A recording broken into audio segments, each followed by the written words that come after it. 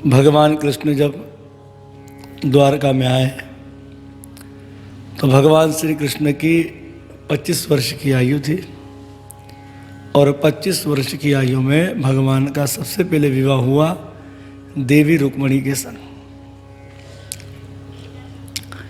रुक्मणी देवी से एक पुत्र का जन्म हुआ जिनका नाम हुआ प्रद्युम्न। प्रद्युम्न जो है वो कामदेव के अवतार है। जिस समय शंकर जी तप कर रहे थे, कामदेव ने उनके तप को भंग किया। उस समय शंकर जी ने अपना तीसरा नेत्र खोला और काम को जलाकर भस्म कर दिया। काम की पत्नी रति देवी रोने लगी कि मेरे स्वामी का क्या होगा। तो शंकर जी ने कहा, भाई अभी तो तुम्हारे स्वामी मिलने वाले नहीं, द्वापर युग में कृष्ण के बेटा बनकर आएंगे। तो इस प्रकार से यही कामदेव प्रद्युम्न के रूप में रुक्मणी के बेटा हुए। प्रद्युम्न के जन्म समय आकाशवाणी हुई कि यह समरासुर का काल होगा और समरासुर ने इस बच्चे को पकड़ा और समुद्र में फेंक दिया और जिसे राम रखे उसे कोई ना चखे। उस वक्त एक मछली ने इसे पेट में ले लिया। मछियारे मछली पकड़ रहे थे, एक विशाल मछली दिखी, पकड़ा। तो मछियारों ने सोचा कि भाई ये मछली तो राजा समरासुर को देनी चाहिए उपहार के रूप में। तो वो विशाल मछली पकड़ी और समरासुर को जाकर दे दी मछली। वही समरासुर के यहाँ कामदेव की पत्नी रति रसोई का काम करती थी। तो जब उस मछली को काटा गया, मछली के पेट से एक बच्चे का जन्म हुआ। समरासुर बच्चे पर मोहित हो गया और जो कामदेव की पत्नी रति भोजन के लिए आई थी उसे संभालने के लिए रख दिया। प्रद्युम्न बड़ा हुआ, रति का भाव बदल गया। उस समय एक दिन प्रद्युम्न ने कहा कि तुम्हारे अंदर माँ का भाव तो है नहीं, तुम तो मुझ पर कुछ और ही दृष्टि रखती हो, कौन हो? उस समय रति ने कह दिया कि आप जिसे अपना पिता समझ रहे हैं हकीकत में वो आपका पिता नहीं है। आप तो द्वारकाधीश कृष्ण के बेटा हो और रुक्मणी जी आपकी मैया है। ये समरासुर तो आपको मारना चाहता था। तो पूरी घटना सुना दी। इस तरह रति ने, क्योंकि बड़ी मायावी थी, इसे खूब मायावी विद्या सिखाना आरंभ कर दी। एक दिन तो प्रद्युम्न जो है वो समरासुर के सामने खड़ा हो गया। प्रद्युम्न कहता है, समरासुर मैं ही तेरा काल, कृष्ण का लाल, मैं नहीं छोड़ने वाला तुझे। इस तरह से उसकी लीला को समाप्त कर दिया। बोलो भक्त वत्सल भगवान की जय। अच्छा, इसका वर्णन जो है शिव पुराण के रुद्र संहिता के अध्याय 19 से 28-19 में कथा आती है प्रद्युम्न का चरित्र। इस तरह से समरासुर की लीला को समाप्त कर दिया। ये जो रति थी ना, इसके अंदर एक कला थी, आकाश में चल सकती थी। प्रद्युम्न का हाथ पकड़ा और चलाती हुई आकाश से द्वारका में लेकर चले गए। मैया ने पुत्र खोया था, आज बहू रानी भी साथ मिल गए। अब श्री सुखदेव गोस्वामी जी महाराज भगवान कृष्ण के अन्याय विवाह के विषय में बताते हैं। द्वारका में एक राजा था जिसका नाम था सत्यजित। एक दिन राजा सत्यजित आया तो सबको ऐसा लगा कि सूर्यदेव तो नहीं आ गए। तो भगवान कृष्ण ने कहा, नहीं सूर्यदेव नहीं है ये सत्यजित है। इन्होंने सूर्य की उपासना करी है और सूर्य देव ने इनको मणि दी है, तो ये मणि के प्रकाश से चमकते हुए आ रहे हैं। एक दिन भगवान कृष्ण ने कहा सत्यजित को कि ये मणि हमारे राजा उग्रसेन को दे दो। इसने कहा, वाह रे वाह, तपस्या हमने करी सूर्य देव की और मणि उन्हें दे दे, ऐसा नहीं हो सकता। तो इसी सत्यजित का भाई था छोटा प्रसेन, मणि पहनकर कहीं जंगल में चला गया और एक सिंह ने उसे मार दिया। अब इस सत्यजीत ने कृष्ण पे कलंक लगा दिया। इसने अपनी पत्नी से कहा कि कृष्ण ने मुझसे एक मर्तबा कहा था, मुझे तो ऐसा लगता है कि कृष्ण ने मेरे भाई को मारा और मणि चुरा लिया। अब भाई मणि का आरोप भगवान पर लग गया। इसी प्रकार से जो है भगवान इस आरोप को दूर करने के लिए, इस कलंक को, तो भगवान श्री कृष्ण जो है वो गए,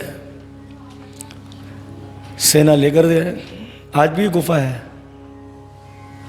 तो भगवान गए तो क्या देखा कि सत्यजीत मरा पड़ा, आगे देखा तो सिंह मरा पड़ा, और कुछ रीछ के कदम जो एक गुफा में जा रहे थे। गुफा बड़ी भयंकर थी। तो हुआ ये कि कोई अंदर घुसा नहीं, भगवान गए गुफा में। इस तरह से भगवान जब गुफा में प्रवेश किए हैं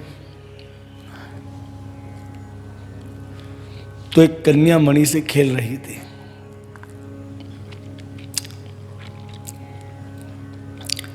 तो भगवान केवल उस कन्या को देखने लगे। जब कन्या के खेलते खेलते दृष्टि भगवान पर पड़ी तो जोर से चिल्ला उठी। तो पीछे से एक ठोसा भगवान को लगा। किसने मारा ठोसा? जामवंत जी ने।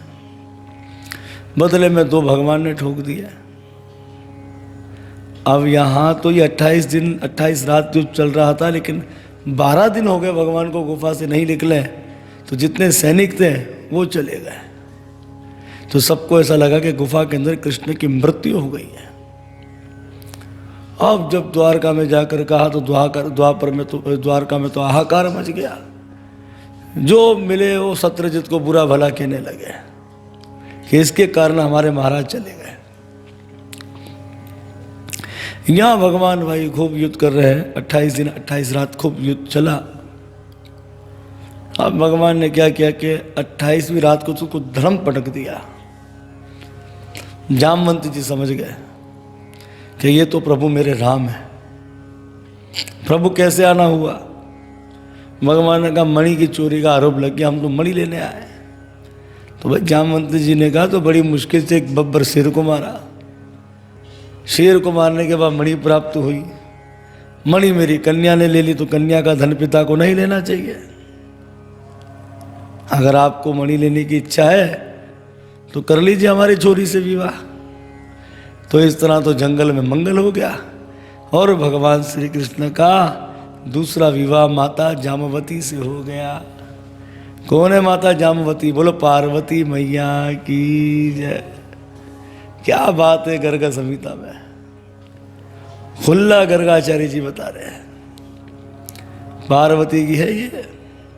क्योंकि जिस समय चर्चा हो रही थी कि भगवान जो है वो कृष्ण रूप लेकर आएंगे, उनकी इतनी पत्नियां होंगी, तो शंकर जी की पत्नी पार्वती जी ने भी कह दिया भाई हम भी उनकी पत्नी बनकर जाएंगे। तो शंकर जी ने कहा चले जाओ। तो वही शंकर जी की पत्नी माता पार्वती भगवान श्री कृष्ण की पत्नी बनकर आई है। कौन? जामवती। कुछ लोग बोले कि ये कैसी लीला है? तो अगर उनसे पूछा जाए ये कौन सी लीला है, वो हीरोइन किसकी पत्नी है, फिल्म में किसकी पत्नी बन जावे? जब ये आम हीरो हीरोइन किसी की पत्नी किसी के पति बन जावे, वो तो जगतनाथ प्रभु है। जब वो नीचे लीला करने आते तो वो क्या कर नहीं सकते ये कार्य? उनको देखकर तो सब लोग करने लगेंगे। इस तरह से भगवान का दूसरा विवाह तो माता जामवती से हो गया।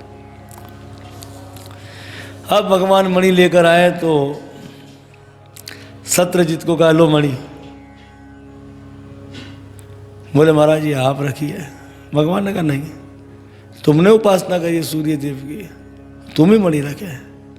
और ये जो मणि नित्य जो 8 बार सोना देती थी वो सोना अब हमें पहुंचा दिया करे। तो सत्यजीत ने कहा कि प्रभु मैं आपसे एक प्रार्थना करता हूँ, जनता मुझे बहुत बुरा भला कह रही है, आप मेरी कन्या सत्या के संग विवाह करना है। और जब आप मेरे दामाद बन जाएंगे तो किसकी क्या मजाल जो आंख उठाकर भी हमें देख सके। भगवान ने कहा जैसी आपकी इच्छा। इस तरह से भगवान का सत्यभामा से विवाह हो गया। तीसरा कौन है? बोलो भूमि देवी की जय। इसी तरह से एक राजा थे जिनका नाम था राजा नगरजीत। इनके यहाँ 7 सांड थे जो इनको नतरी डालेगा एक संग उनके संग अपनी कन्या सत्या का विवाह करेंगे। इस स्वयंवर में भगवान श्री कृष्ण कामयाब हुए हैं और इस तरह से भगवान श्री कृष्ण का विवाह देवी सत्या से हो गया। कौन है सत्या देवी? बोलिए तुलसी महारानी की जय। एक दिन की बात, भगवान जो है हस्तिनापुर गए थे। पांडव ने बड़ा स्वागत किया तो कृष्ण और अर्जुन दोनों टहलने के लिए चले गए। लिखा शिकार के लिए चले गए थे अर्जुन, भगवान भी संग थे। उस समय क्या देखा कि एक सुंदर कन्या यमुना जी के किनारे तपस्या कर रही है। भगवान ने कहा अर्जुन जरा पूछो तो सही, ये कौन है? अर्जुन गए। अर्जुन ने कहा देवी जी आप कौन है? तपस्या कर रही है, किसके लिए? क्या प्रयोजन है आपका तप करने का? उस समय उस देवी जी ने कहा कि मेरा नाम कालिंदिनी है, मैं सूर्य कन्या हूँ और विष्णु को पति रूप प्राप्त करने के लिए तप कर रही हूँ। अरे अर्जुन ने कहा प्रभु ये तो आपके चक्कर में लगी हुई है, करा दो परिचय। इस तरह से भगवान श्री कृष्ण का 5वां विवाह माता कालिंदिनी से हुआ। कौन है? बोलो यमुना मैया की जय। इस तरह से भगवान का 6वां विवाह मित्रविंदा के संग। कौन है मित्रविंदा? बोलो गंगा मैया की जय। और 7वां विवाह भगवान का भद्रा देवी से हुआ। कौन है भद्रा देवी? बोलो लज्जा देवी की जय। और 8वां विवाह भगवान का लक्ष्मणा देवी से हुआ। कौन है लक्ष्मणा देवी? यज्ञ पत्नी दक्षिणा महारानी की जय। ये भगवान के मुख्य 8 विवाह हुए। परीक्षित भगवान के और भी विवाह हुए। परीक्षित जी ने कहा प्रभु बताइए कौन से विवाह हुए, कैसे हुए? बोले एक समय भगवान ने एक ही समय एक ही मुहूर्त में 16,100 रानियों के संग लिखा है धर्म परायण होकर विवाह किया। धर्म अनुसार भगवान ने विवाह किया। सुखदेव जी कह रहे हैं। तो हुआ ये था कि भौमासुर था, भूमि देवी का बेटा था। क्योंकि जिस समय भगवान वरा अवतार लिए आ रहे थे, भूमि डोलकर भगवान के होठ से चिपक गई थी। तो उस समय भूमि देवी गर्भवती हो गई थी और भूमि देवी ने एक बेटे को जन्म दिया जिसका नाम था भौमासुर। पर भूमि देवी ने कहा था कि प्रभु जब तक मैं आपको आज्ञा न दूं मेरे बेटे को मत मारना। भगवान ने कहा जैसी आपकी इच्छा। इस तरह से ये भौमासुर जिस राजा के यहाँ चढ़ाई करता था उन राजाओं को हराकर उनके यहाँ से सुंदर सुंदर राजकुमारियों को बंदी बना के ले जाकर अपने कारागार में डालता था। इस तरह इसके कारागार में 16,100 राजकन्या बंदी थी। और इस भौमासुर ने देवराज इंद्र जो थे न, देवराज इंद्र, उसका छाता और माता अदिति के कुंडल भी चुराए थे। तो देव ऋषि नारद जी भी आए थे भगवान के पास। बोले प्रभु आप इस दुष्ट से जो है वो कुंडल और छाता, और कुछ राजा लोग आए थे कि हमारी कन्याओं को मुक्त करवा दीजिए। तो भगवान श्री कृष्ण जो है वो सत्यभामा को लेकर गए। और सत्यभामा किसका अंश है? भूमि देवी का। भगवान जैसे ही इसकी नगरी में प्रवेश किए तो इसकी नगरी की रक्षा करता था बड़ा मायावी जिसका नाम था मुर। भगवान कृष्ण ने मुर दैत्य को मारा और कृष्ण का नाम मुरारी हो गया। बोलो मुरारी भगवान की जय। अब जब भगवान इसकी नगरी के अंदर प्रवेश कर गए तो भौमासुर अपने भयंकर बाण चला रहा है। भगवान कभी ऐसे हो जाए कभी वैसे हो जाए।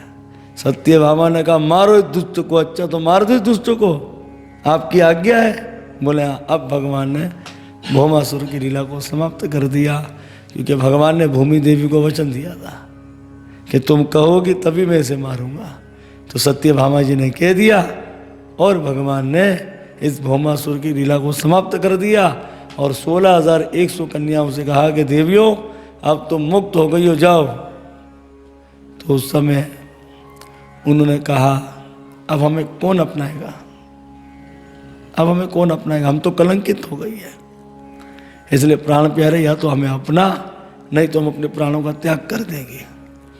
तो उस समय भगवान ने उन सब रानियों को भगवान द्वारका लेकर आए और विधि पूर्वक भगवान श्री कृष्ण ने 16,108 के संग 16,100 के संग विधि पूर्वक